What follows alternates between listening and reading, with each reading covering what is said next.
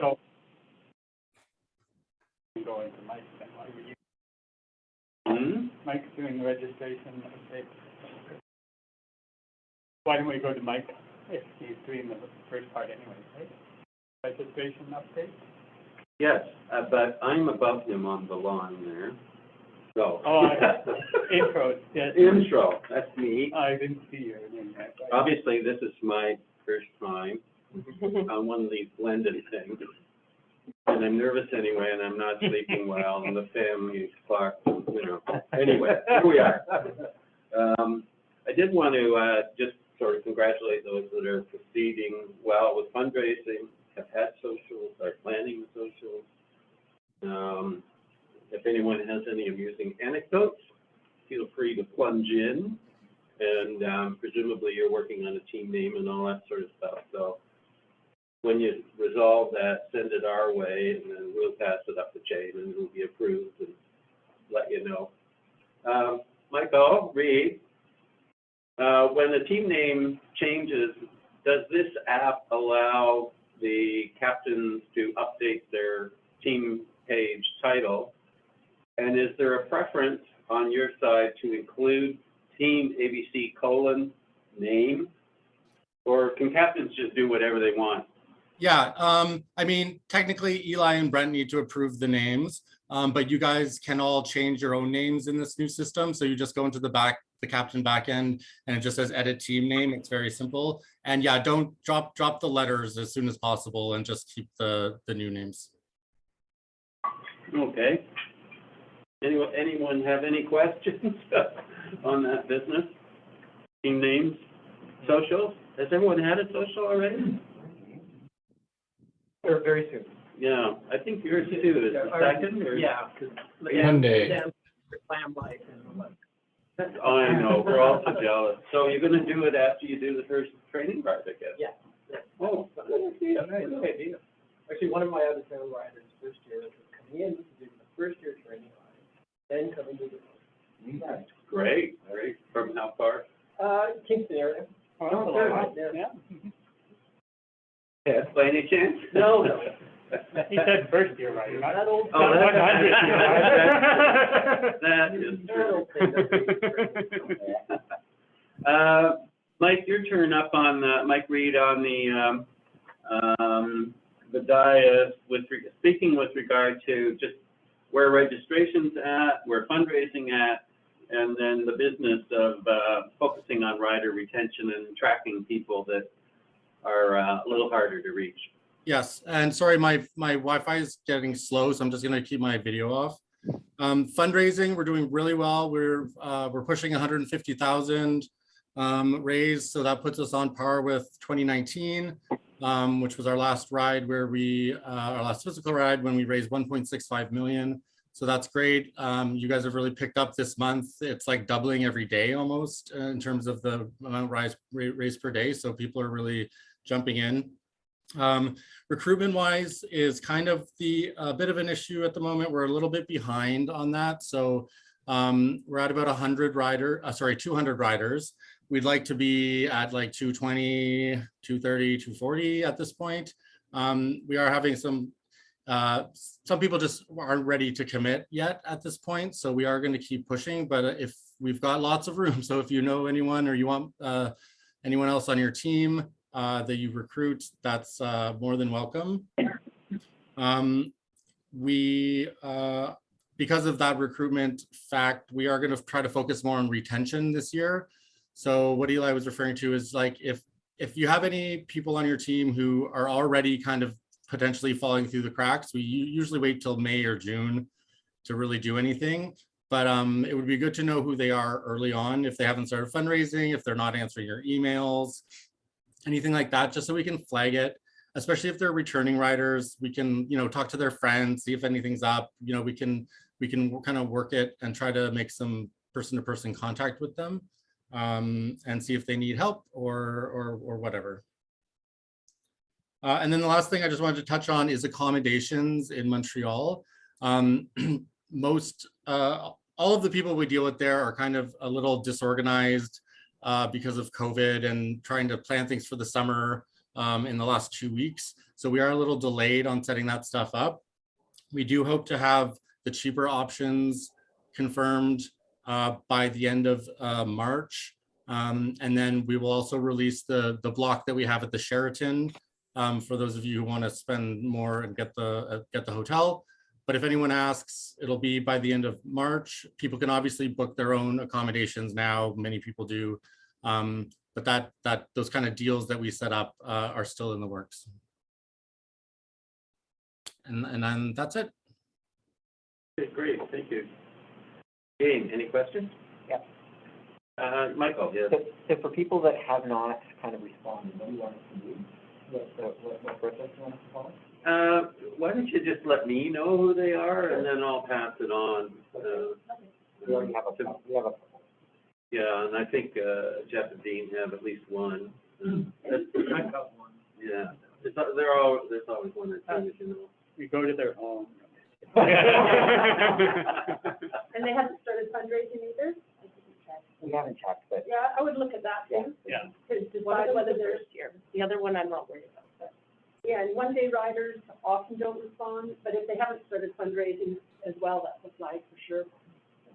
It could be too, in the case I know, because I'm on Jeff and Dean's team, and this one guy, obviously he made a $30 self-donation when he registered, but that's it so far. And I encountered a couple, finally responded because it went to their junk. There's that factor too. Phone call helps.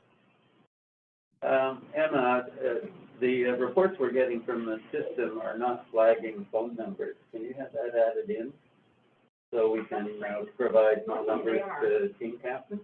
yeah, I mean, I know you're collecting it, it's just the report. yeah, it wasn't for several weeks. I'm not sure. It wasn't the last Anyway. one, but like, yeah, we'll get that. Okay. Okay, I think that's it on that one, yes? Here to introduce Ryan.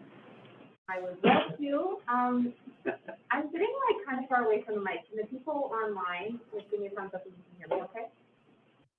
Yeah, perfect. Okay. Lovely. So it's so nice to see so many of you here. My name's Emma Cole, and I'm the new Trevor. So that's kind of just defines what I do. So it's so lovely to see you. Basically, I get the privilege of introducing a dear colleague of mine. His name is Ryan Mee. He's the training director at the University of Toronto Emergency First Response Team, which I'm a part of as well. And so he's been taking me through a little bit crash course, no pun intended. I know, I didn't even plan that. A little crash course of like everything you need to know as team lead going into your training ride. So very like first aid 101. We tried to keep this really accessible for everyone, regardless of what sort of first aid background that you have. Ryan, I'm sure, would love to answer any questions that you have. So, well, he is new to the world of bike rally. He has like extensive experience, and I saw in his slides he already has an intro slide, so I won't introduce him too thoroughly. But Ryan, you're welcome to get started. You should be able to share your screen. And for those of you at home and here in office, this is like an interactive component at the end that it will be helpful to have a cell phone if you have one, or just opening up another tab. Ryan, take it away. Okay, I'll go ahead and share my screen now. Thank you for the introduction, Emma. Let me just pull up the slideshow. Okay, and then I just want to open it up. If anybody, do you guys all feel comfortable? If anybody has any sort of certifications, would you guys mind just kind of sharing that in the chat? Any first aid certifications? Just so I kind of have an idea of what the team is at right now, or where the team is at right now. That's okay if nobody has any first aid certifications either, but maybe we have some standard first aiders in here, or maybe EMRs or EFRs in here. Yeah, Red Cross certified, awesome. Yeah, so if you guys want to keep typing that in the chat, that's awesome. I'll go ahead and get started with the next slide. But yeah, as Emma said, we're just going to be going over some basic first aid for the next 20 minutes about some of the common injuries that you may see during any sort of bike race. or biking activity. But okay, let's get started. And really quickly, Emma gave me a brief introduction, but I'll just quickly go over that again. So I graduated last year from Western with a Bachelor of Medical Sciences in Physiology and Pharmacology. And now I'm at the University of Toronto doing a Master's of Applied Science in Biomedical Engineering. And I'm certified as an emergency medical responder, a first aid instructor, and in mental health first aid as well.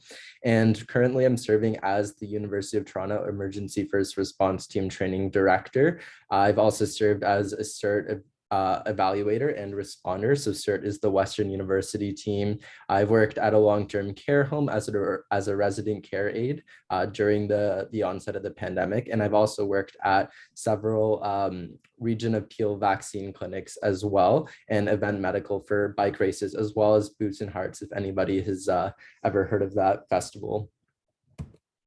Okay, so the topics that we'll be covering, the 4 major kind of injuries that you can maybe expect at any sort of biking event could be musculoskeletal injuries, so any injuries to the bone or muscle, any soft tissue injuries, including bleeds as well, heat-related illnesses, so things like heat stroke, heat cramps, and heat exhaustion, and then head, neck, and spinal injuries as well. And the next couple of slides will cover these individually. So we'll start with musculoskeletal injuries. And here I've listed a bunch of injuries that are pretty common, or these are the ones that you can likely see. These gray ones up here, these are maybe the less severe ones, but still can warrant a trip to the hospital or a trip to the urgent care center if they need to get imaging. So if you have any sort of forearm injury, so this is the forearm, a SAM splint and a traditional sling is a really good treatment. So this is the traditional sling. Something I should have also kind of acknowledged at the beginning, I'm not actually certifying anybody in this training. It's just to kind of give everybody an overview. So if you are comfortable making this sling, hopefully you can maybe find like a YouTube instructional video. I can't really train everybody to do this right now. But they're not too hard to make. You would just follow the instructions. They come on the little triangular bandage packages that you would have. So this is a triangular bandage, and you can just follow the instructions on how to make a triangular sling. And then a SAM splint, this is like this little malleable hard splint. And you can see like it rolls up, but you can mold this to the forearm, and that's going to actually provide any sort of immobilization. So that is a really good tool to have in your first aid kit as well. You can also adapt it to the ankle as well too. And you can also use, here they're using like a bit of a wooden plank for the humerus, but you can do the same, you can just use a SAM splint and do the same thing as well. So again, SAM splint and traditional slings are really good for forearm and humerus breaks. For the shoulder and clavicle, a tube sling is really good.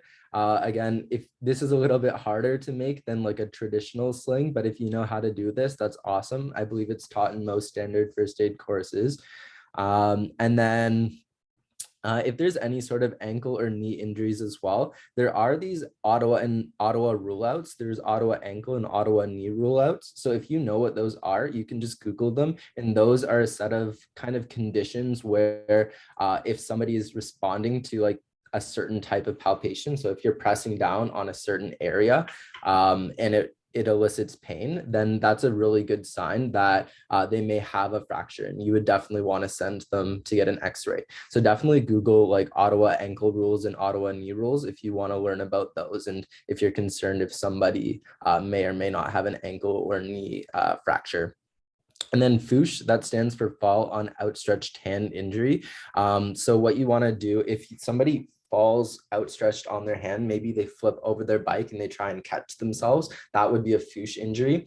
And you're really prone to breaking the radial fossa or the anatomical snuff box. And that's like right here. I kind of show it in green here, but if everybody kind of just spreads their hand out, there's a little bit of a triangle here.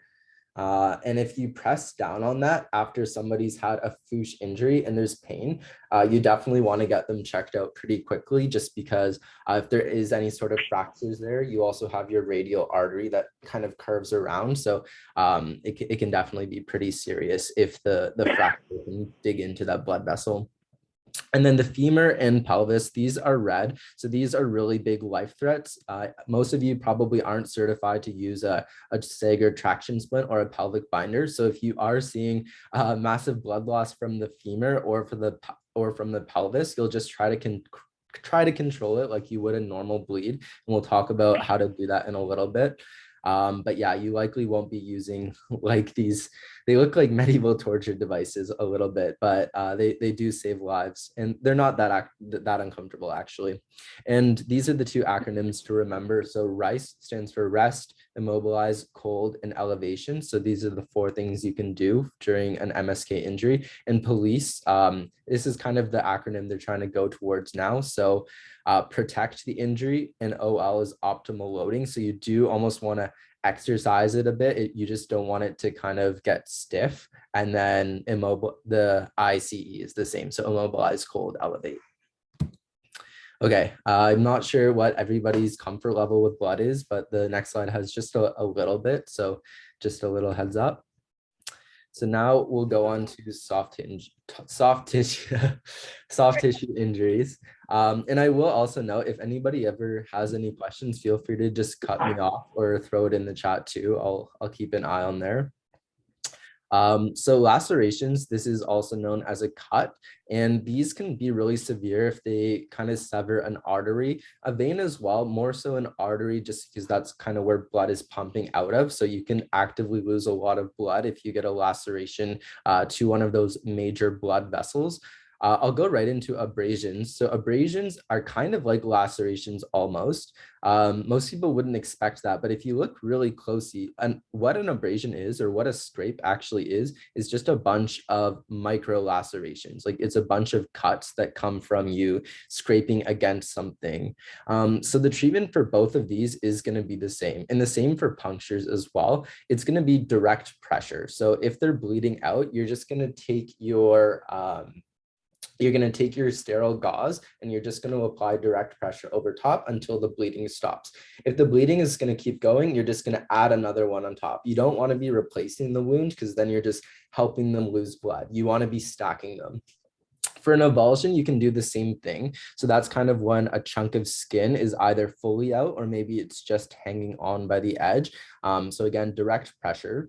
For impaled objects, you don't want to be applying direct pressure, just because you obviously don't want to be pushing the object in any further. You also don't want to be removing the object, because there can be jagged edges inside, and that can cause further damage when you do remove it. So usually you'll send them to the hospital with it inside. You'll kind of immobilize. If you know how like a log cabin looks, you'll kind of use gauze to stack a log cabin around the object to kind of keep it from moving around and causing further damage. And then they can get to the hospital and they'll be able to do other imaging techniques to see kind of what the safest way would be to remove this object. And then always with soft tissue injuries, you need to watch out for infection. So this is infection for both yourself and as well for the patient. So for the patient, signs and symptoms you can look for is redness or pus or swelling or burning or itching or kind of white crustiness around the area.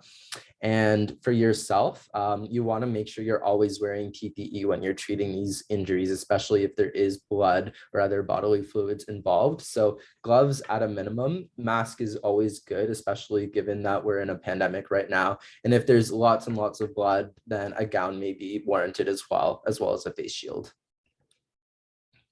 And then I should also note, if there's any major bleeds and you also know how to use a tourniquet, tourniquets are okay to use as well, if you're trained to use one.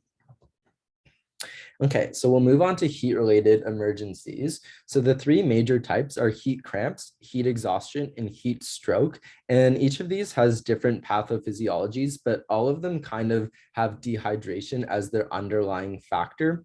So during heat cramps, you have dehydration, which leads to like an electrolyte imbalance, and that can cause you to kind of heat up. You won't be able to cool yourself off as much anymore. And that electrolyte imbalance can cause odd muscle contractions or kind of the inability to relax your muscles, and that can lead to heat cramps.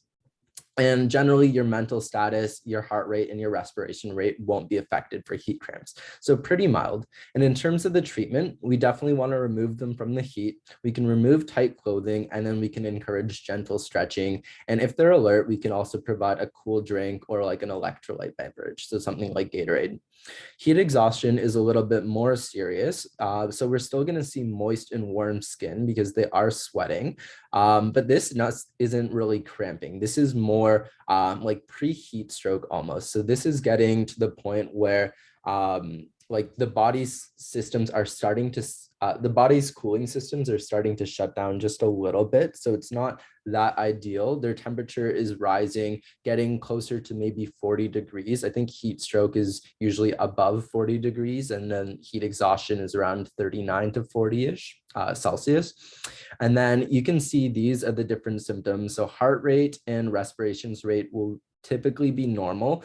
If you do see any of these red ones though, if you're suspecting heat exhaustion, that could warrant an emergency EMS call, okay? So if somebody's passing out, if they're throwing up excessively and they're vomiting and they're very anxious, maybe they're dizzy, that would be when you want to consider if you need an ambulance. And then heat stroke, this is the most severe case. Their skin is going to be dry and hot. So that's very different from these other two moist ones. And this is going to be dry because your body's cooling systems have actually just shut down. Like you're on the verge of dying. You're not going to be able to cool yourself. You're not able to sweat anymore. And this can lead to seizures, coma, severe headaches, altered behavior, aggressive behavior, rapid weak pulse, and rapid shallow irregular respirations as well. And just to go over these treatments, they are very similar. So you want to remove them both from heat. You also want to remove tight clothing, and you don't want to dry their skin if their skin is wet already. And this is because that water, that sweat on their skin is actually going to help cool them through evaporation. I know it's kind of cool, but like if you think about the science and physics behind it, water has a heat capacity, and just having that water actually cools you. And then we can also actively cool them by either immersion. So we'll immerse them in water if it's heat stroke, and then we can just pour water on their torso if it's heat exhaustion. And this would be cool water, not freezing cold water that could kind of shock them. And if they're conscious and alert, then we can also provide that cool electrolyte beverage. Okay, and we'll finish up with head, neck, and spinal emergencies. So this is on the left, this is the Canadian C-spine rule out algorithm. So this rule is to be applied whenever there's any sort of trauma indicated. The patient has to be alert for this as well. If they're not alert, then you're also going to just be calling an ambulance immediately. They'll have stable vital signs. If they are unstable, you'll be calling an ambulance. Again, if any of these things are happening, you'll probably be calling an ambulance. If any of these if any of these are present though, then that's when you can kind of go through the algorithm. Again, this algorithm is something that's taught at the professional responder level. So if you aren't certified, this is something that you can just kind of ignore and then just watch out for this chart. And I'll get into this chart in a second.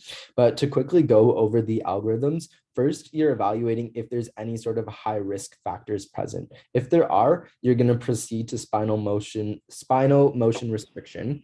And that would include getting a head grip, then a collar, and then eventually spinal boarding. If you find that there's no high risk factor present, then you're going to move on to assess the range of motion. And if they don't have normal range of motion, then you're going to go down and do SMR. If they do have normal motion, you're going to do one last check, and that's going to see if they can rotate their head 45 degrees to the left and right without pain or without resistance. If they're unable to do that, you will also go down SMR. If they are able to do that, you can rule out SMR, you can let go of their head, and they're probably okay. Like it's less likely that there is a C-spine emergency. Mind you, if you aren't certified or haven't been delegated to do this by like an authorized medical director, this kind of rule out isn't something you should be doing. It's safer to just be calling an ambulance or waiting for higher care to arrive.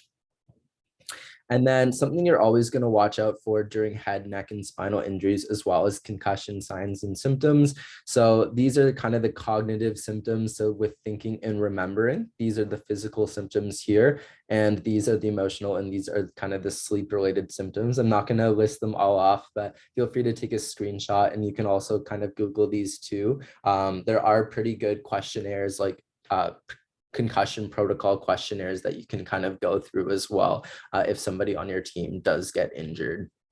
And another kind of good sign you can also tell to see if somebody has a head injury at a bike race is just watch out for cracks on the helmet as well. Okay, so that's everything from me. I hope you all enjoyed the presentation. If you have any questions, feel free to give me an email either to the training@utefr.ca address or to my school address. And if anybody here is in Toronto, we're also going to be running a vaccine clinic in a couple of weeks. And if you don't have your booster shot by then, yeah, I know, exciting, Emma Cole. But yeah, if you don't have your booster shot, please come check out our vaccine clinic. It's going to be a fun time. But that's everything from me. And I'd love to take your questions now if we have any. But thank you all for listening. Ryan, did you end up wanting to do a Kahoot, or were we just doing the presentation today? Either's good. I wasn't planning on doing a Kahoot. I don't have one specifically made for this. I wasn't sure exactly what the timing would have been like. I must have totally dreamt that. No problem.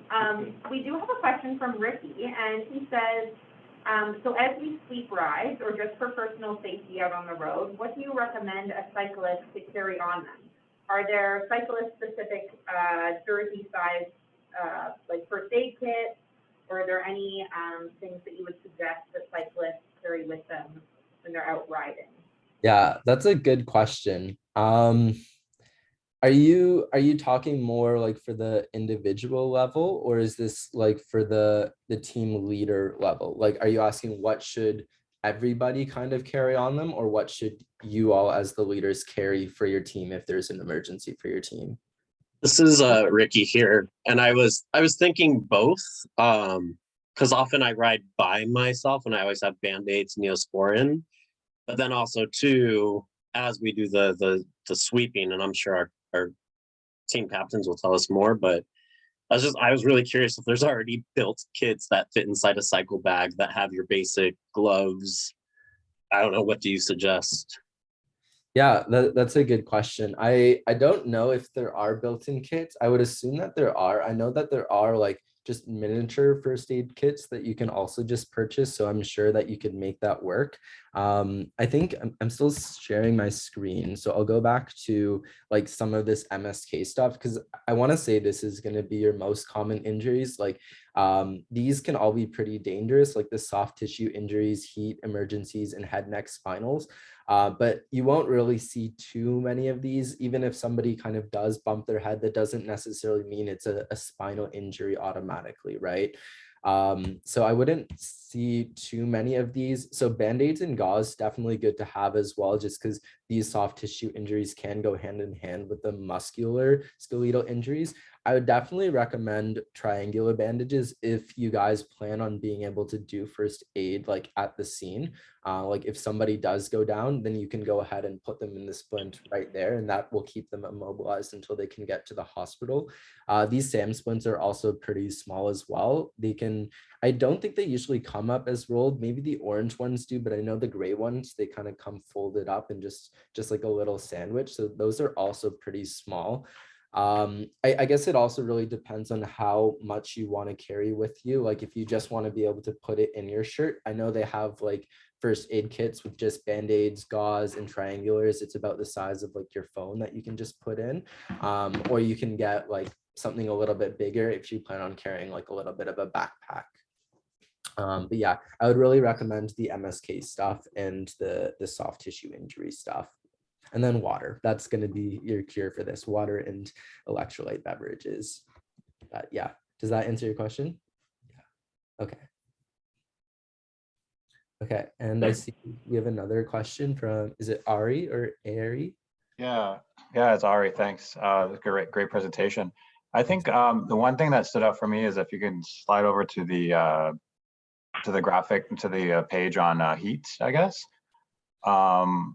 Yeah, so I think it's been my experience, like generally, you know, with, you know, hot climate, you know, change and, you know, the hotter summers and stuff coming up, July, August, certainly, like trying to identify and like, I guess practical considerations related to avoiding heat exhaustion and the rate at which like people go from like the first stage to heat exhaustion. And I'm not really sure if we've even seen heat stroke per se, but like some practical, I guess, advice on how we can avoid this kind of thing, like especially in the context of riding our bikes, like because sometimes you say, you know, pour water on torso, fan the skin, immerse in cool water, like just some of the more practical things like we can do on the side of the road, and the rate of progression, like what should happen, like for people that are immediately on the site on scene. Yeah, absolutely.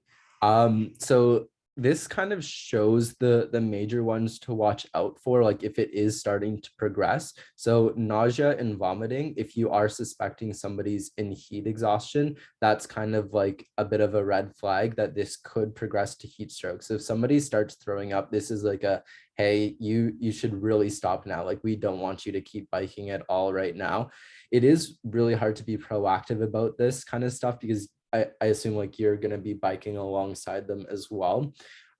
So I guess like if you are keeping your head up, watching out like for their skin, that can be a good sign. So they'll look very, very flushed usually. So very red looking. And the reason for that is because all of their blood vessels are kind of vasodilating to try and help expend more heat or try and release more heat, like through having more surface area kind of thing. So kind of watch out for that. People like extremely kind of red, sweaty, really breathing heavily or panting, kind of like everybody pants when they exercise, but like having trouble catching their breath.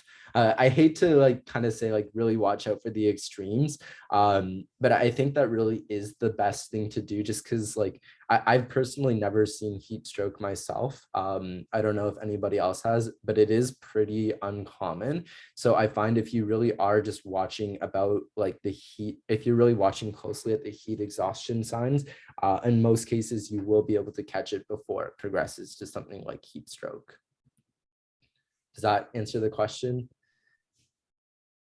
Yeah, that's very helpful because that's what we've noticed. And as certainly on hot days and drinking water, like encouraging people to drink as much water as possible to try to keep hydrated during the ride itself, I think is an important reminder.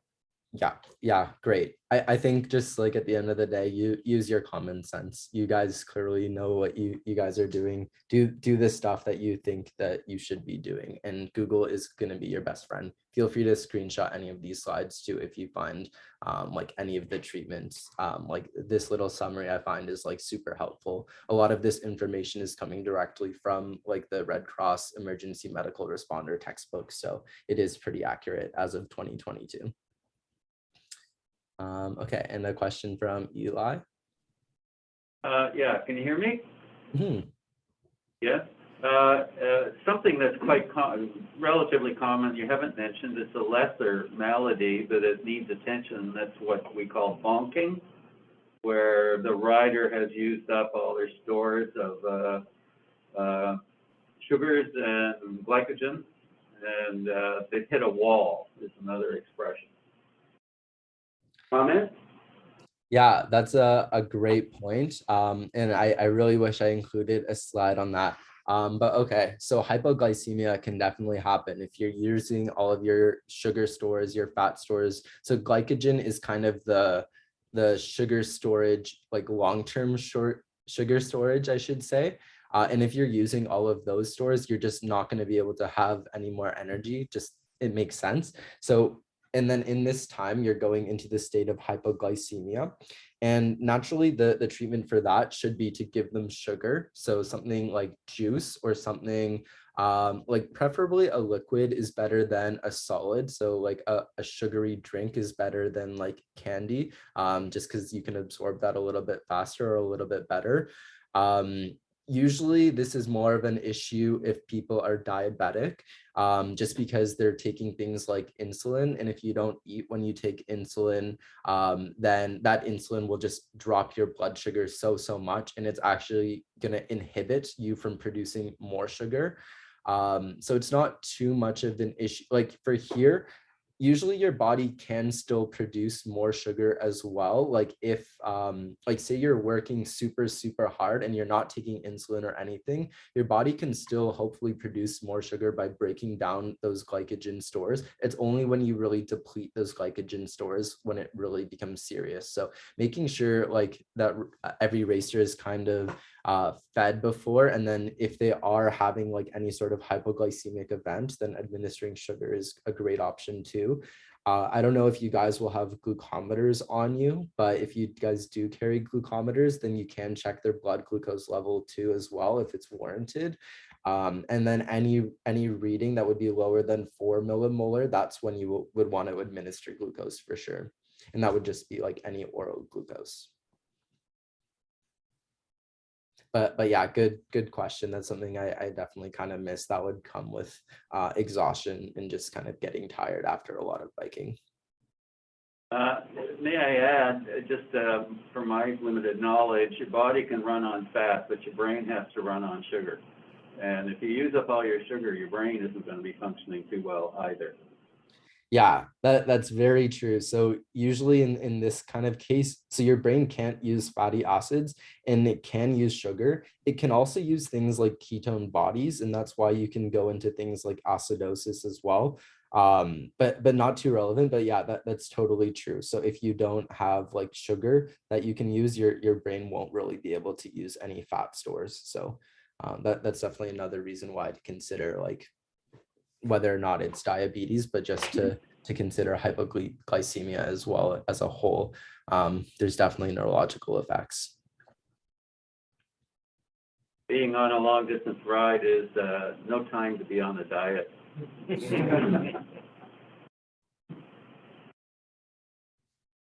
anyone else have any questions? Anyone like tuning in from home, you're welcome to put it in the chat.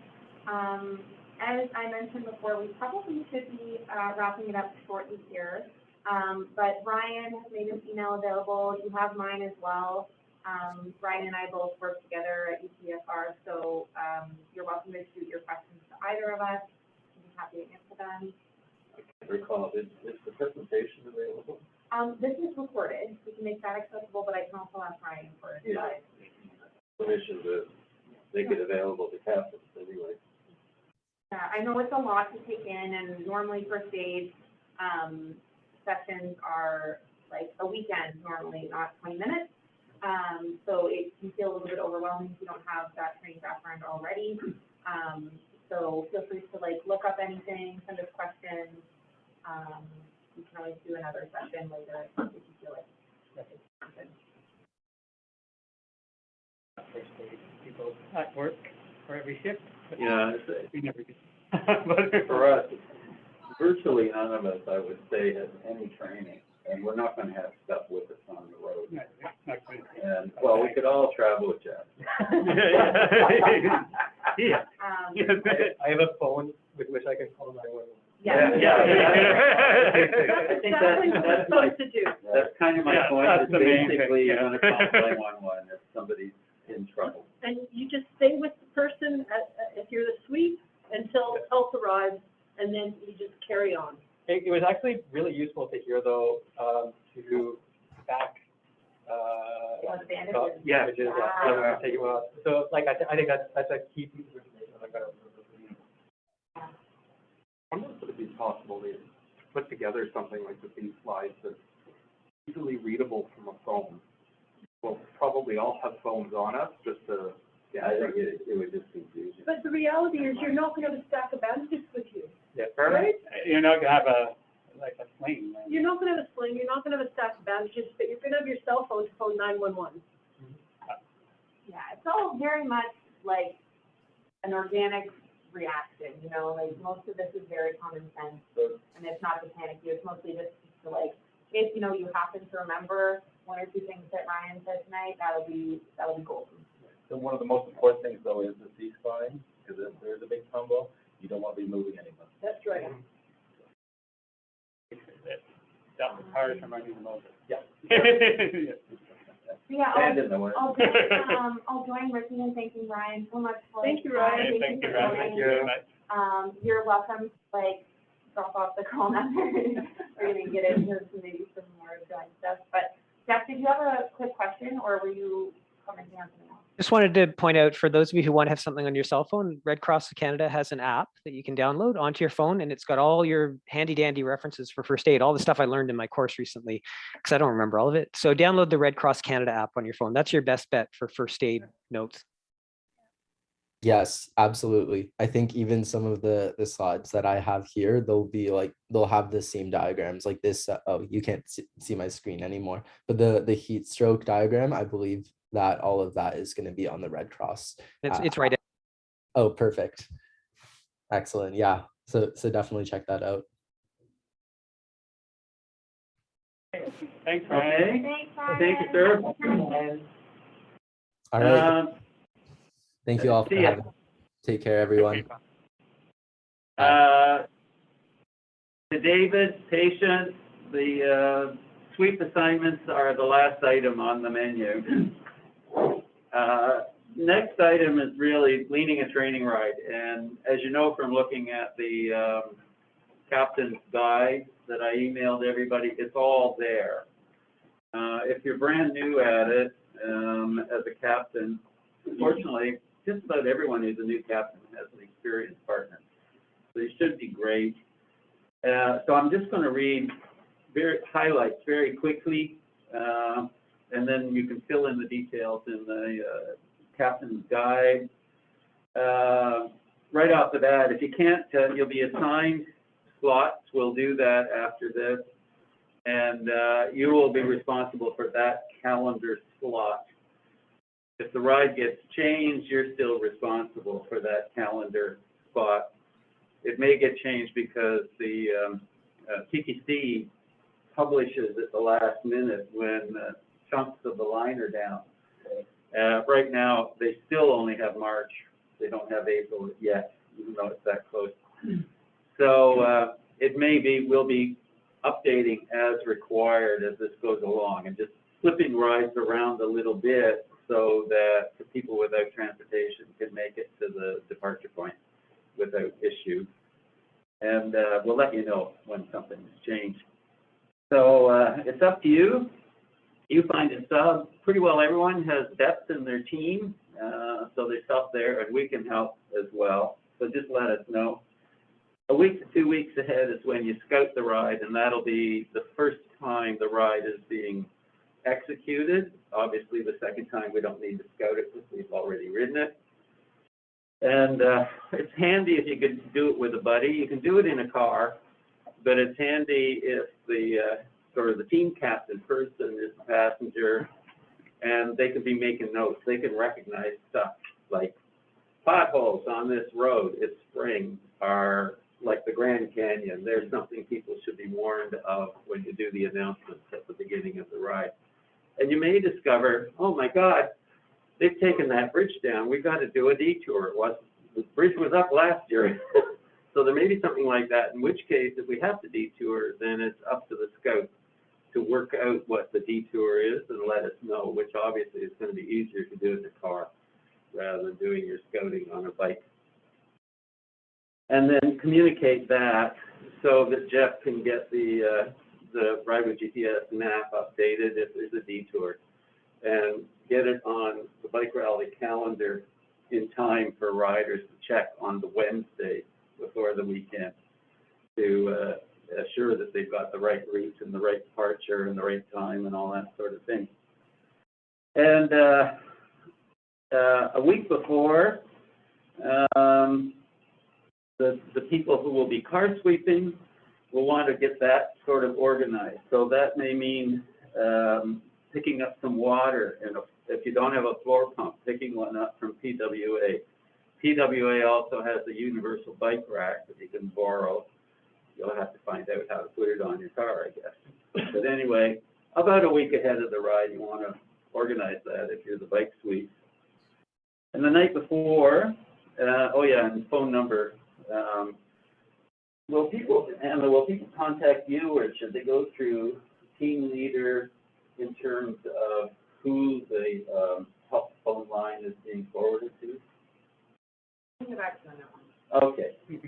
I think Trevor used to do it, that's why I'm asking you, but I'm not sure. Yeah, I know, that was on my agenda. Anyway, that's something else that you'll do, that I know the first couple of rides that we did last year, because it was such a bumpy beginning, we were just giving everybody the team captain's phone number when we were at the assembly before taking off. So we didn't have a help number initially. You can work around it, but you do need to, the riders do need to know what the help number is, or failing that, what your number is. And then the night before, you might want to pull a few maps off Ride with GPS. Technically, the riders are supposed to provide their own, but there are always people that don't. So there's no harm in printing out a few to hand out the map with the cue sheet on it. And also print out some incident reports. You're going to want to take a couple of those with you on the ride in case there is something significant that happens, and that would go on an incident report. And so you want to take those, you want to test the phone, make sure it's forwarding. Again, make sure you've got your PWA water pump rack. Review the safety conversation you should have with everybody. And also you'll be reviewing all the hand signals and all that kind of stuff. So you can run through that the night before. I used to take crib sheets myself. And then on the actual day of, we'll be using Smart Simple again, which everyone who's ridden is familiar with, where you use your phone and go to bikerally.smartsimple.ca, search for yourself, check off the waiver, and you're good to go on the ride. And so when you're actually gathering, you make sure everybody's done that, do some intros, make announcements. We may send you info to announce, sponsor to promote, who knows. And then the warm-up, and Jeff is going to speak to that in a moment. Probably want to start about all this about 15 minutes before departure time. Everybody leaves, and then you'll follow about 15 minutes later. And those who have done it before are aware. You don't kill yourself. It's not a race. You don't want the flow of people feeling like you're pushing them. But on the other hand, maybe they could use a little support. So it's an opportunity to gently help people. And let me see. Yeah, with the incident report, fill it out right away so you get the necessary details down. The last couple of pages in the captain's guide are an incident report and also a sweep report. The sweep reporting, though, you do that online, and in our little reminder, we'll give you the URL. So after you do the ride, within 48 hours, and you're just outlining basic when you left, when you had lunch, when you got back, what the road was like, what the weather was like, and minor things.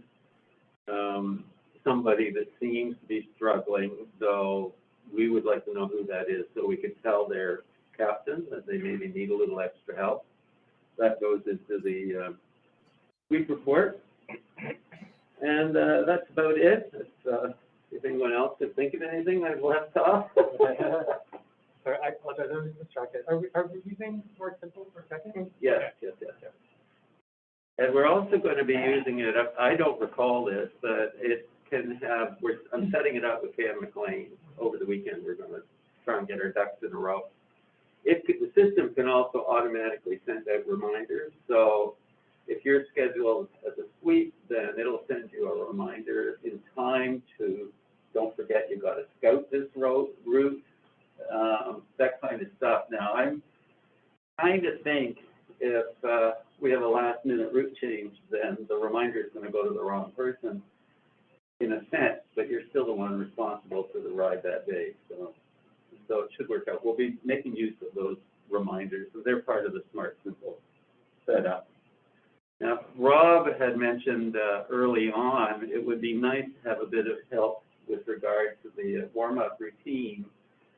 And I'm not a gym bunny. I'm not anymore. And with my needs, I can't lead one of those routines anyway. What's listed in the guide is kind of confusing. So Jeff and his partner have come up with a solution for it. Take it away. Sure. So thanks very much, Eli. Those of you who know my partner, Derek Hoffman, he's a certified personal trainer, and he was really excited to get to do this. So he's put together a really short and sweet warm-up routine, not stretching, because when you're starting a ride, you don't want to stretch cold muscles. It could snap, or I don't know what else happens to them. You want to just warm up your body. So we've got basically 6 different things, and we've put them together in a video. We tried to get our good friend Matt Bomer to do the video for us so we could get him doing all the exercises and stuff, but sadly it had to be me. So you're gonna have to watch me doing these little warm-up exercises. And honestly, I remember him telling me to smile, and I tried, but it just didn't work. So and I'm voicing over, so you see me doing it in the video and you can hear my voice telling you what to do. And then on top of that, we have a little PDF document, 6 pages of what each warm-up exercise is and how they do it. So we'd really like to standardize that if it works out. I think Eli is going to share a link to the video, which currently is just sitting on my YouTube account, and we're going to try to get it uploaded to the Friends for Life Bike Rally's official YouTube account once we've heard feedback from all of you. And you'll have that PDF as well. Eli's going to disseminate that too. I mean, if you, no, I would offer to display the video right now, but I don't want the embarrassment. So I'll let you watch it on your own time. Have a good laugh at how I look at, like, we did it early in the morning and I think I was a bit grouchy about it. So anyway, there you go. Any questions about it, or? Great idea. No, it was a great idea from, I can't remember who suggested it initially, but thanks for doing it. And Derek, my partner, just loves putting stuff like that together. So, and he did a really good job, but put a lot of effort into it. So, but we would like your feedback. If there's something confusing, if you think that some of the moves are too difficult to do in cleats, we were really careful about that because we know people have balance issues in their bike shoes. Whatever your comments might be, we're looking for feedback. So please provide those within a week or so after Eli sends out the link to the video so we can get things cleaned up and ready for everyone else. Oh dear. That was moist. No heat stroke here. That's great, Jeff. Thank you very much. Thanks, Derek. I'll send out the link, and feedback is most welcome. It's primarily meant for captains to learn an easy routine, demonstrated, and but my hope is once we get this sort of nailed down, just making it available to all the riders so they know a nice little warm-up routine to do before they head out on a ride on their own. So I'll be talking to Mike about that, locating it on the main website. But until then, you guys please have a look and comment on it. And I think that's about it on training rides, unless anybody has a question. Great. Okay, now the grand finale. Take it away, Diane. So we're going to just go through first our training rides, and Eli, you can bring that up on the screen. And just so you know, Ricky, we are going to do the bike rally tasks right after this. So if you can hang on for us to get our training rides done, we'll then do the rally chores. I hope this is it. One of the two XLs. Careful, Eli. Not sure. The other one on the computer. It was Not the XXX one. Matt Bowman. Yeah, okay. That's it. Yeah. Okay, so I'm just going to draw everybody's name out of a hat here, and this is the order you're going to pick in. I hope you think that's fair enough. Our number 1 is going to be David and Paul. So you guys get first pick in the first block. So we've got a block of about 11 rides there. You can see I've already taken one. So you can pick anyone else. David and Paul are first. Still there, David? David? David, did he disappear? I don't know. No, I'm here. Paul, I don't Okay, know, great. I'm thinking, Warden to, the zoo. What do you think? Yeah, that sounds good. May 7th? Which one? Oh, which, May 7th or April 30th? May 7th. Warden to the, yeah, correct. Yeah, there are two. Warden to the zoo, Saturday, May 7th. Paul, does that work? yeah, Wonderful. that works. Uh, So are we bike sweeps or car sweeps? Are there car sweeps for that? I guess Not for not. that. No, we're still in the on. I'm having- Okay, Oh, I know what I can do. Okay, second is, Ari and Jeremy. You get to pick next, Which one? May 7th. May 7th. That was David and Paul. Ari, so I'm away the 14th and 15th, but The 14th and 15th of May? Okay, oh, those were the, there's one of them was a Kipling one. Is May, there's another Kipling one, Meadowvale, is that is May 8th taken? Do you want to do May 8th? yeah, or May 1st or whatever, either one. Yeah, we can do that one.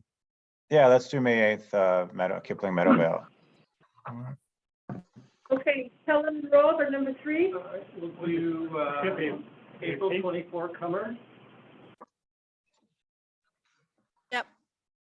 Copy and paste. Okay, number 4, Simon and Tim. Hey, don't, hang on, I'm having trouble here. It was April 24th. Where's Ari? Maybe, May 8th. 7th or 8th? May 8th. May 8th. Oh, right, okay. There you go. It's the copy thing, it's disappearing under this other control panel. And then April 24th, get that? Yeah, That's Rob and Helen. You can highlight that and just go Control C, Light will copy it for you. You don't have to use them. And then you can Control control. Yeah, yeah. Control C and Control C. Okay. What was April that again? 24th. Robert and Helen are where? April 24th. Okay, Simon and Tim, you're next. Simon, are you good for the May 14th? I think Simon fell off the call. Yeah, he's gone. Okay, Um, he's good for the May 14th. That's not the long weekend, right? Okay, Hang on.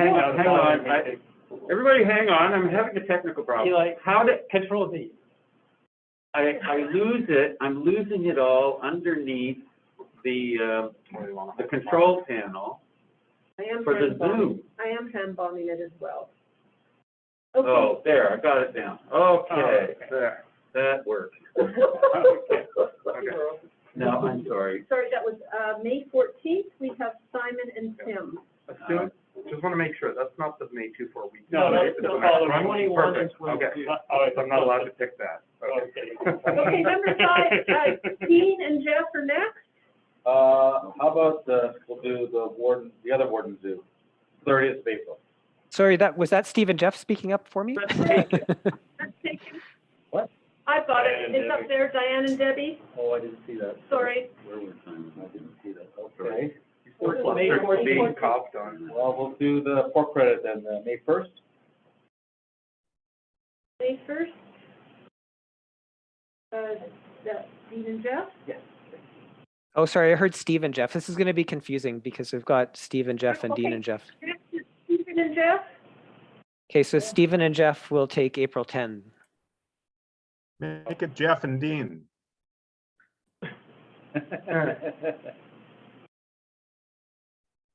Okay, next we've got Ken and Mark. We'll do, May 15th.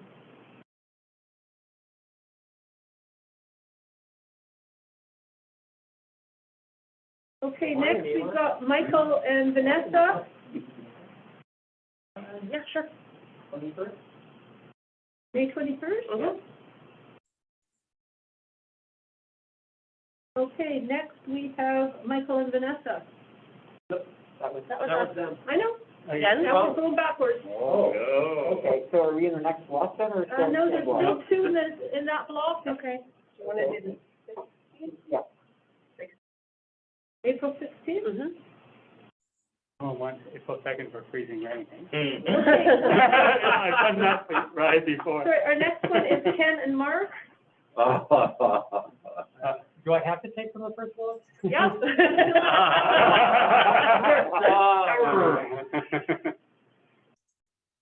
Okay, next There you we are. have Jeff and Steve into block 2. We just- will, sorry, go ahead. Sorry, just a reminder, if there's not an NA under the scout, you are also scouting your sweep. Yeah, we'll take June the 4th next. Sorry, Can, that we have something else going on that we're doing. So we will take June 11th. June 11th, Steve and Jeff. Yep. Okay, next is Dean and Jeff. Oh, like, let's do, We don't get paid. well, I've kept track of what we can and cannot do, so that's Oh, very important. I can't do. Let's do the Finch Kleinberg. Yeah, I like Kleinberg. Okay. June the So you're talking June the about June 5th, 5th? yeah. Everybody catch that? It's his birthday. Oh, that's Okay, actually- Simon and Tim are up next. Okay, so I'm going to say, the, 18th of June.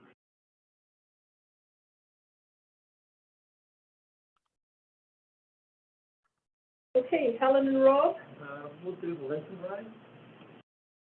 All right. It's long weekend. Next, Ari and Jeremy. Are you, Jeremy, okay for June 4th? Yeah, that's good. June 4th, okay.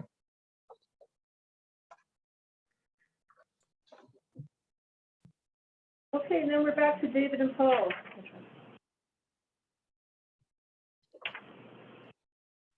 What do you think, David? Oh, Schaumburg. So June 12th, Schaumburg. Yeah, yeah. Okay, David and Paul, you're up again. How about Musselman's Lake, That was fast. July 2nd? We're doing the same block. No, we're not in that block yet.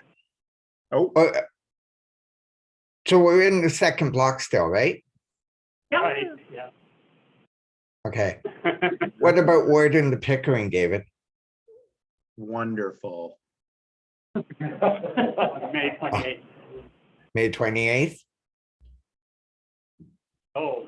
Done. Okay, Eric, Jeremy. 25th. I'm not sure about the 19th for myself, so just in case. No, 25th is good. I'm okay with 25. All right. June 25, yeah. Do the 19th then. You have a choice.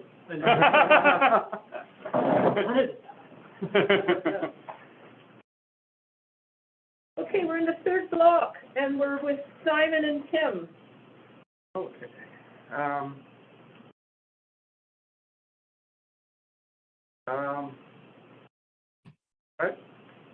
do the Musselman's Lake on July. It's beautiful. Yeah, You done I've that never one? done that. No, Nope. I went on my own last year. Oh, man. Okay, July Very hot 2nd. day. Dean and Jeff, you're next. Oh, okay, why don't we do Goodwood, July 10th?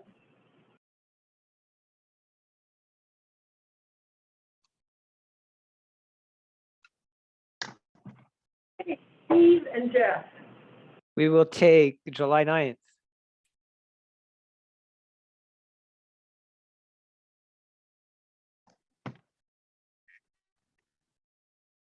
Okay, Ken and Mark.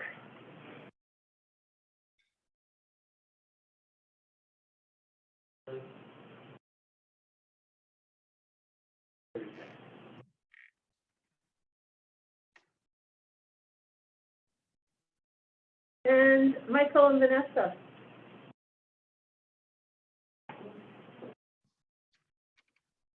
Okay, never mind.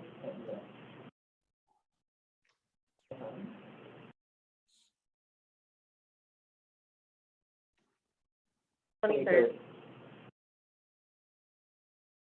Okay, go again. Oh, 31st then? Good. Yeah. Yeah. The short is right.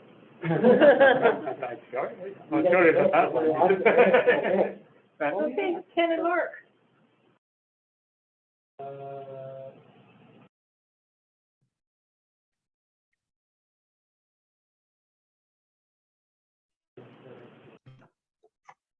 July 17th. Okay, Steve and Jeff. We will take July 16th. We can't do the outlet of the, so, Dean and Jeff. we can't do either of the 4 7. Okay, I'll take, Hang on, we'll just put them aside for the time being. Simon and Tim. Cheers. Keswick or Keswick? Which one's better? Let's do the 30th of July.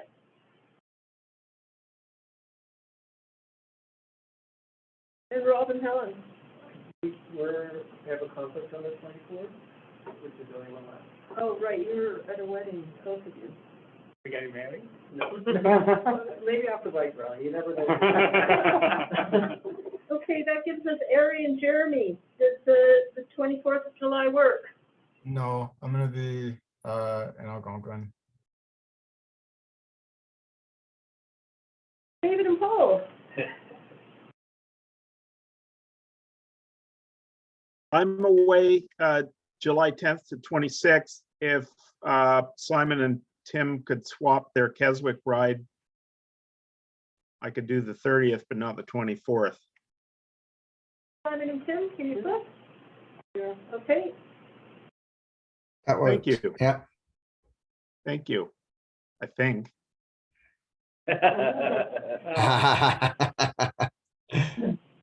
All right, thanks very much, folks. That went really well. Thank you all. And so now we're just I'm gonna redo these numbers, draw them out again, and we're gonna do bike rally with Matt and Ricky's name in here. We still have all the car suites. Oh, I forgot about the car suite. Oh, yeah. Yeah.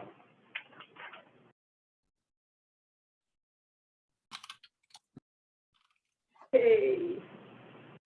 Want to work our way back? Back to the top. Oh, top didn't have the car suite. Yeah. All right, so car suites, we start on June 5th. So, we'll start with David and Paul.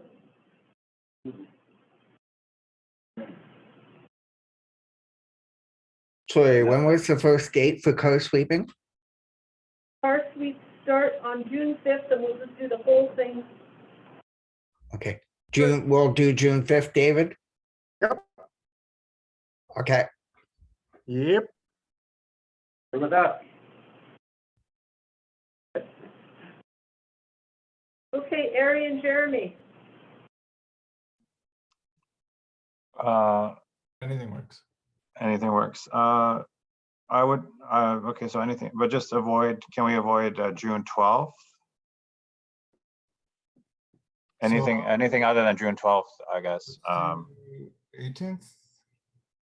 What's that? 18th? 18th or? Schaumburg, Schaumburg's fine, yeah, 18th Schaumburg, yeah. Or do you want to do the 19th instead? What's 19th?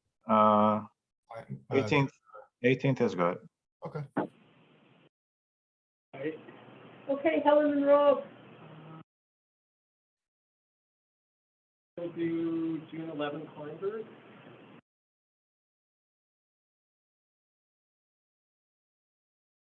All right, now that gives us Simon and Tim. Okay. Okay. Ooh, can we do July 2nd? I'm kidding. Yeah, well, let's do the 12th, Schaumburg.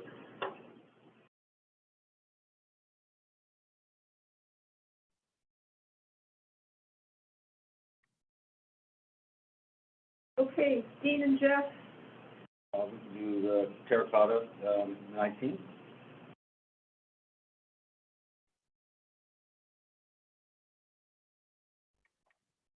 Steve and Jeff, We will do July 3rd.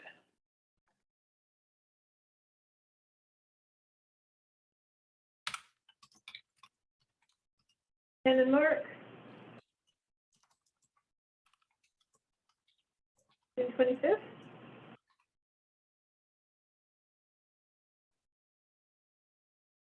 Michael and Vanessa.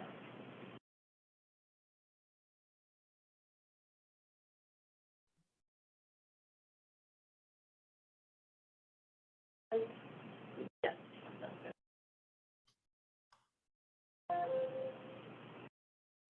And again, folks.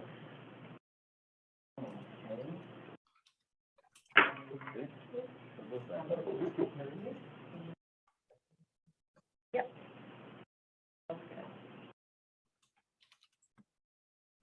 Steve and Jeff. Oh, sorry, Ken and Mark.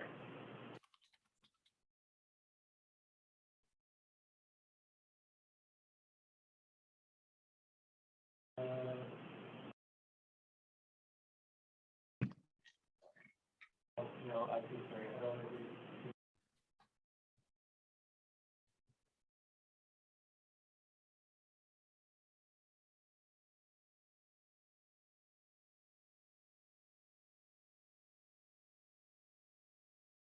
Okay, Steve and Jeff. July 31st, please.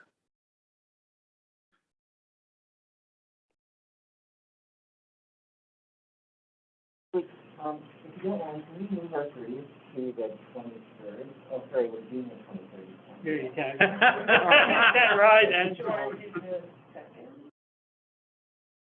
Second? Yeah, we do the second, you mind? Okay, so we're taking you off. No, the 30th. The 30th. Not that one. Yeah, take them out to the 30th. You're coming Yeah, off July 30th, Oh, and you're going to oh, okay. July 2nd? Correct. Sorry about that. You didn't put yourself down for that one.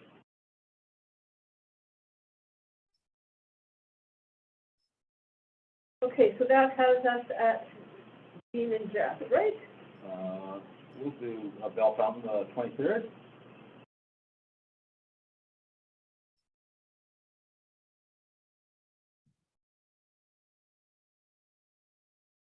Simon and Tim?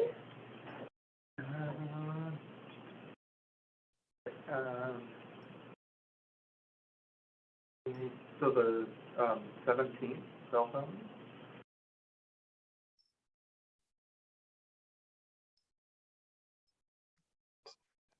Helen and Rob? July 30th.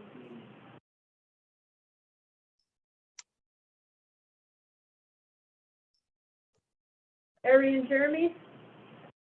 So I posted in chat, but I'm gonna be away like from the 15th onwards, in July, so I don't know if someone could swap with us for one of the other, if that would be possible or not. Let's let David and Paul pick theirs, and then we'll see. David and Paul? Okay, I'm away from July 10th to 26th, so unless anybody else is feeling, I can sweep charitable. with someone else if you want. I'm willing to sweep, but I just would need someone with me, I guess. This is for the car, is it This not, is or- for the car sweeps, sweep. yeah. Or I can car sweep on my own. I don't know if that's recommended, but no, but. Well, no, it's not recommended, but you can ask anybody from your team or whoever to come with you. It doesn't, it can be anybody. Okay, I'll do that then. What? No, I mean, I have a car and I can car sweep, but I would just have somebody else come with me instead of Jeremy. Like, Sorry. Yeah, and I would do the same thing. Yeah, no, that's fine. It doesn't have to be the captains together. You just can't be using the phone and driving, so you'll need somebody else with you. But if you want to take those dates, so we're back to Ari and Jeremy? Ari, what day did you want? yeah, sorry, I'm like, I can only hear half of what people are saying in the room, but from what I understand, like, I can take the car on the 23rd of July, but Jeremy's not available, so I would just pick somebody else to come in the car, right? Okay, it's the 24th of July we're looking at? 23rd. I don't know. Right now, my name is appearing on the 23rd from what I can see on my screen. That's just a list of the names. Look at column H. Column H is the. Yeah, no, Dean and Jeff have the 23rd. We have the 24th and the 16th left to fill. Oh, sorry. I'm looking at the entire. Okay, sorry. Yeah, that column is just for the selection of the names. Yeah. So can you do the 24th or the 16th? The 24th is better because it's from 407. And I'll do the 16th. Right, there you go.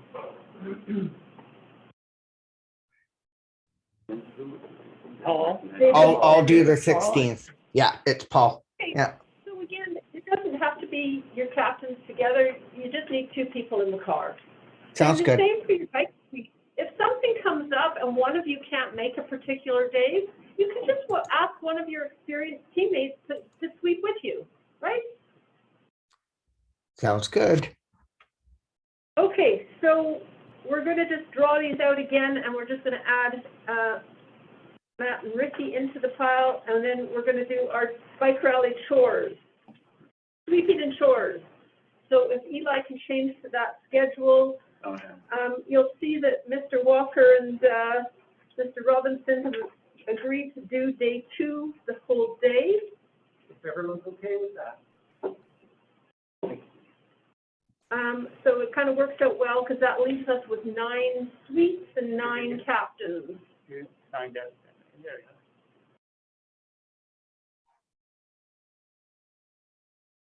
There you go.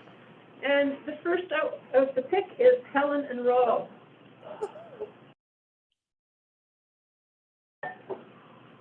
What are we thinking about? We're going to do our sweeps first for bike rally, and then we'll do our chores afterwards. We'll sweep out of Kingston, so I believe that's Wednesday. Yeah.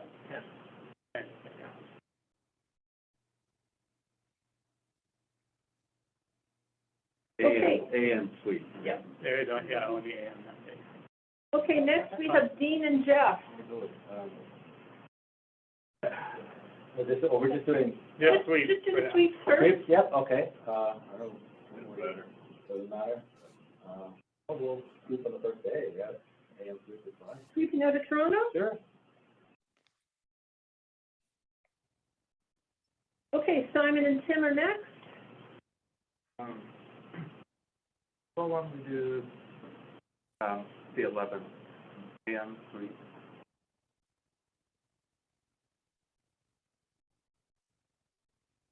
Steve and Jeff. August 9th, please, in the morning.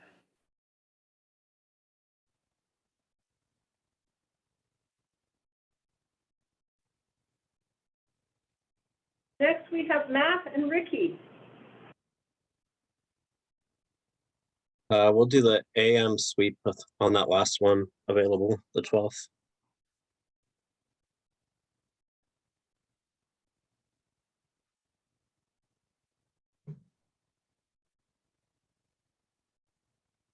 Okay, next we have David and Paul.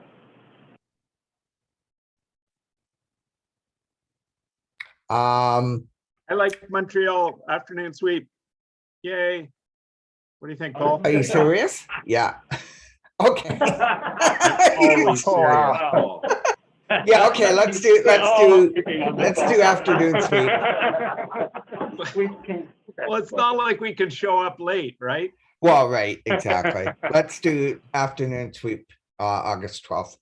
We'll be heroes, man. We'll be heroes. All right. You already are. You tell yourself that, David. Ken and Mark are next. We'll meet afternoon day 1.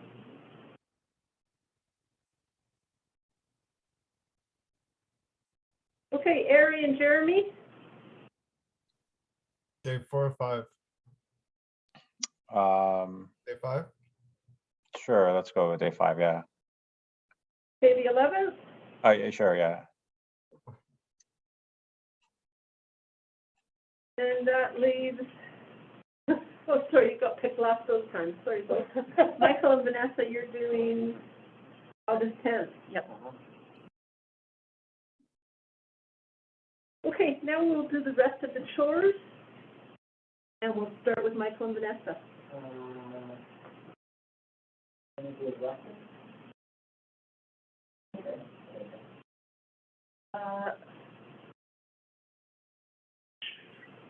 Okay.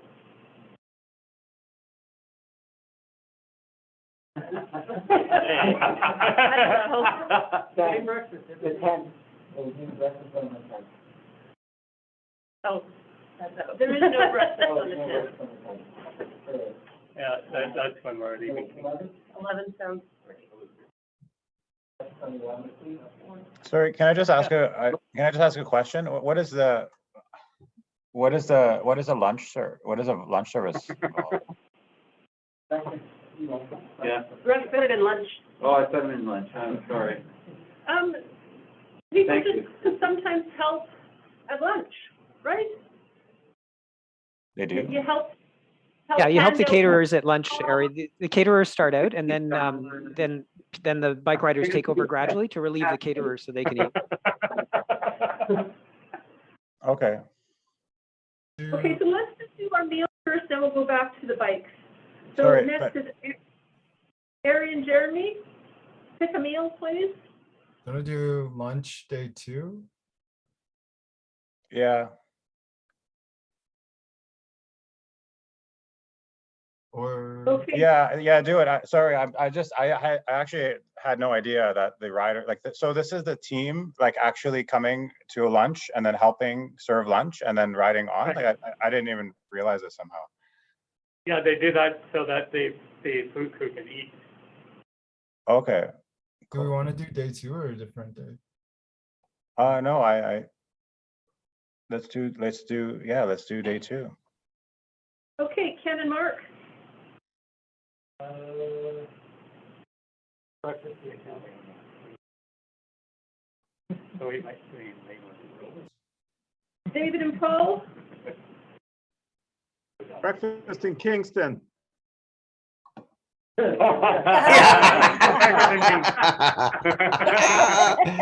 Okay, what about lunch day 1, David? Lunch August 7th? Sure, sounds Okay. good. Lunch day 1, David and Paul. Okay, Matt and Ricky. I don't think we can do any because we're only a team of 7. So I don't know that that's enough team to do anything. Yeah, pick a lunch. Lunch is easy. Yeah, lunch. They don't need a whole lot of help, so pick a lunch. That Pick a makes the lunch? most sense. Yeah. Okay.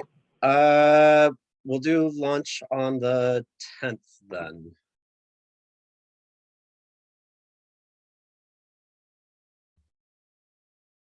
Okay, Steve and Jeff. We'll do dinner on the 10th.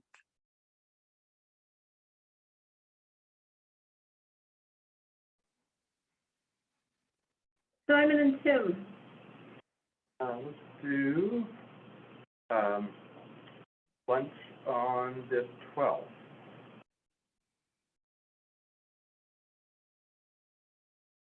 Dean and Jeff. We'll do breakfast last day.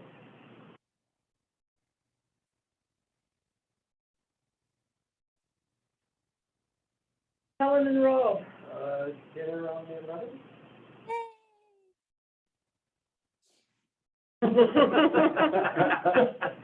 Okay, Helen and Rob. We said dinner on the 11th. Yeah, I heard that. Oh. Oh, for meals too? Yeah, we've still got several to fill. Okay, we'll do dinner on the, Dinner special. Okay, Dean and Jeff. I guess maybe lunch on the 11th?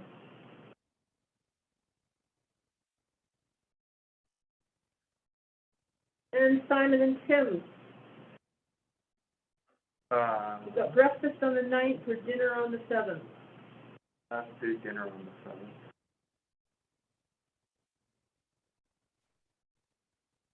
Okay, Steve and Jeff, that has you doing breakfast on the 9th. Oh, thanks. I was having decision paralysis there.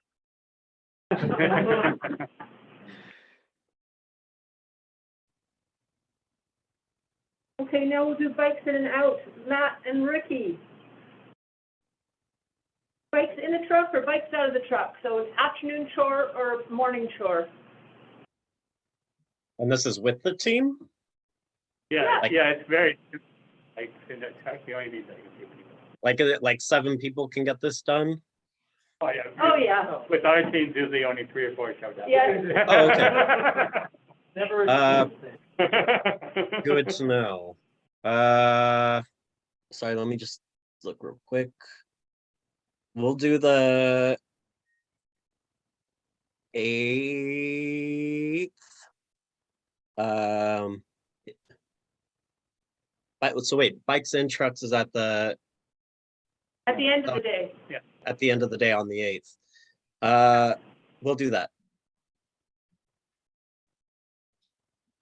And Ricky, if your team is, like, if you don't have help, other people will help you, right? Yeah, yeah. That's how it works, so don't worry about it. Cool, thank you. Okay, David and Paul. Go Uh, with, bikes and trucks. On the 10th, when, David? Whatever day you would like, Paul. Let's do the 10th, bikes in.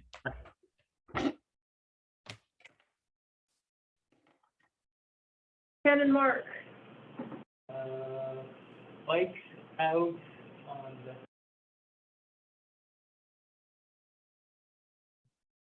Harry and Jeremy.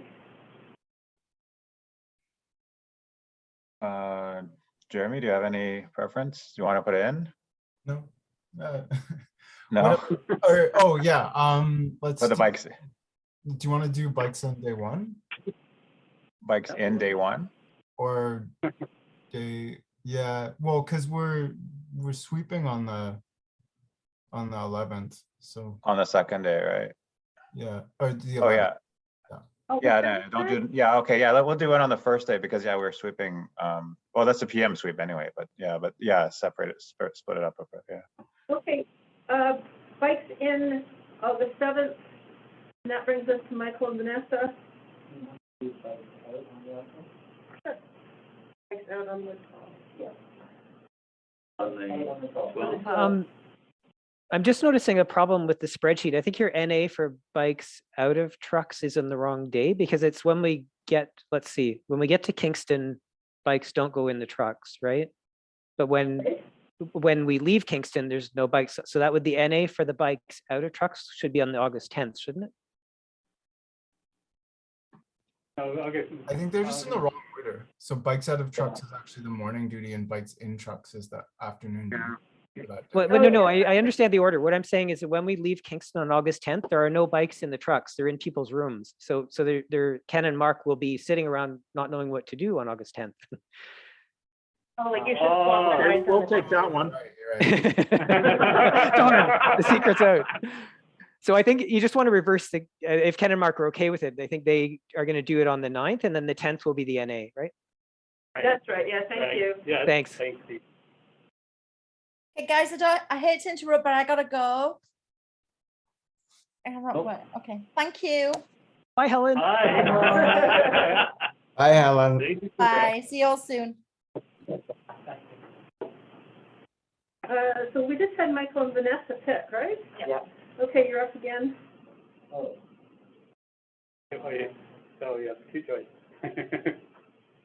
On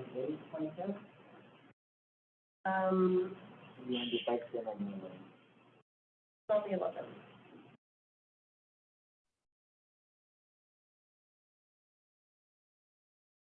Okay, so we're back to Ari and Jeremy.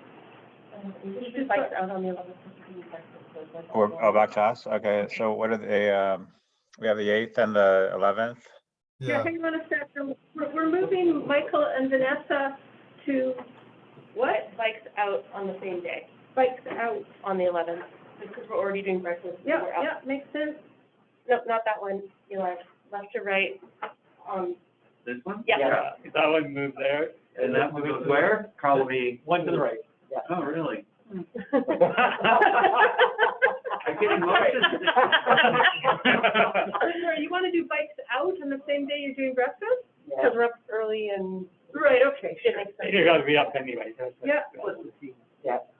Okay, so we're at, Aaron, Jeremy.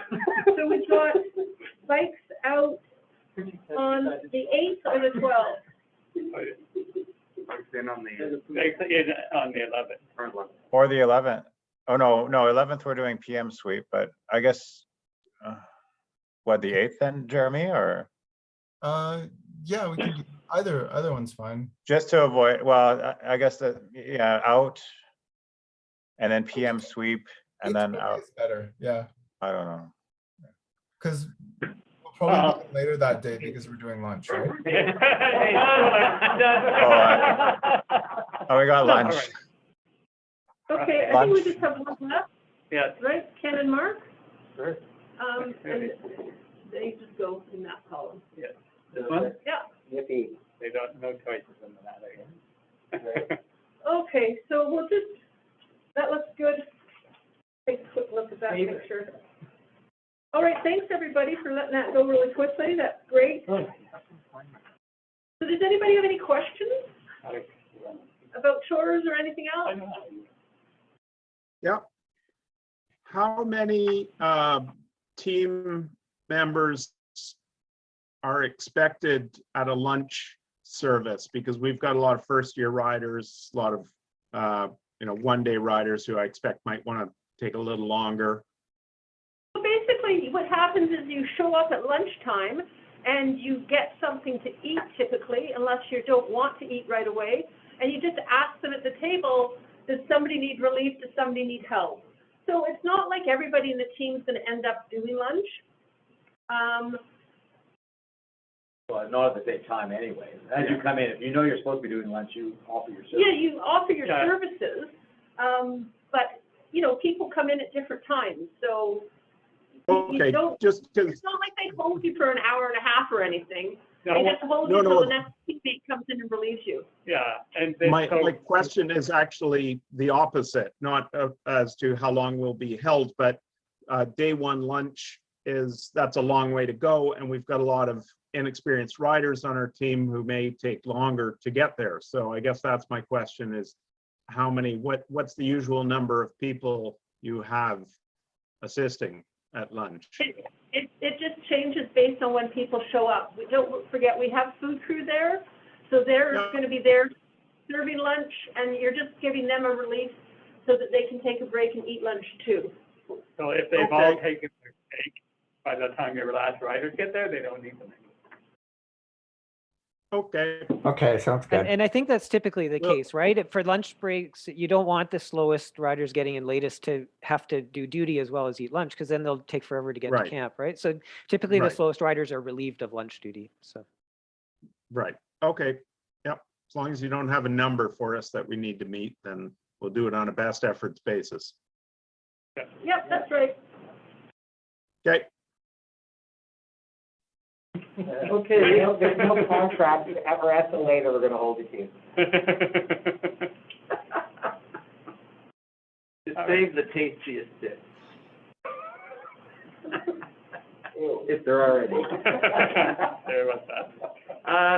That's it, as far as I, had planned for today. If anybody, has any questions or anything. And, we'll send the, spreadsheet copies to you once we confirm we've got it right, for duties. And then I'll be updating the team list. I don't know if Michael's around, if we got any new riders this week, and so they'll have to be spread around and welcome emails, all that. And we're also due for a general kind of semi-official email to your team, although because you've been organizing team names and and socials and all that kind of stuff. It's not a pressing need. Oh, Jeff? Are you I'm still here. there? Yeah, this Jeff, right? You Jeff want to Gibson? speak to the mandatory safety online for new riders? Oh, sure. So most of you have already seen that in the e-news that just came out yesterday or the day before. But basically, Steve and I are running on this Sunday at 2 p.m. and also on April the 4th. It's a Monday at 7 p.m.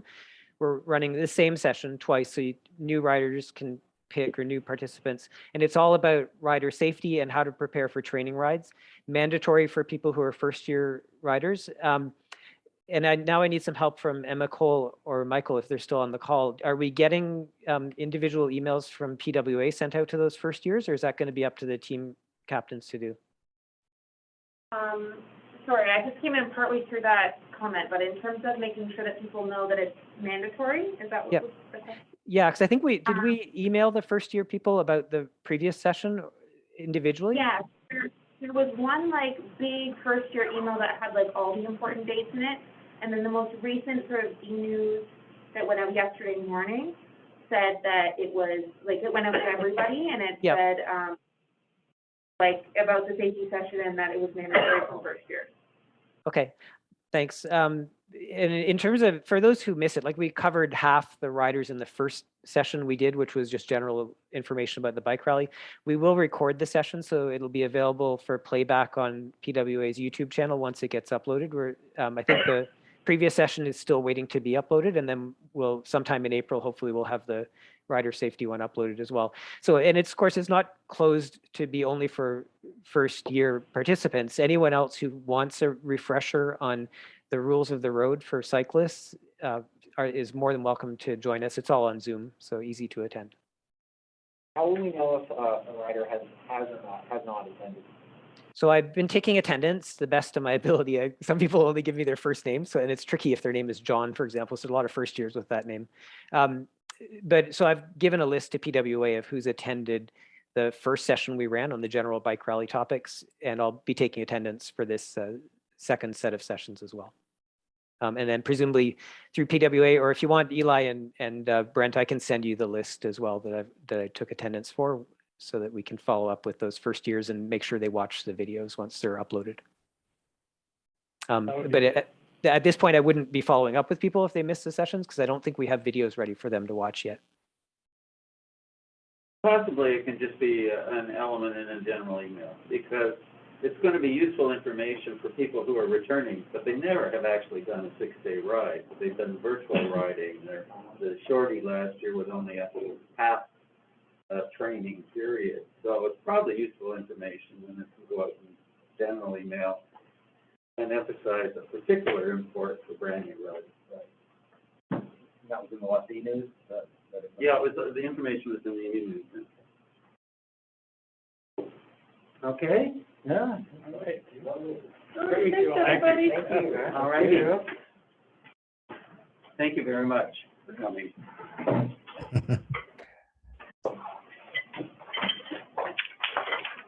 Thanks. Good night. Thanks, everyone. Have a good night. Good night. Good night. I haven't Don't seen let this the guy. spiders bite.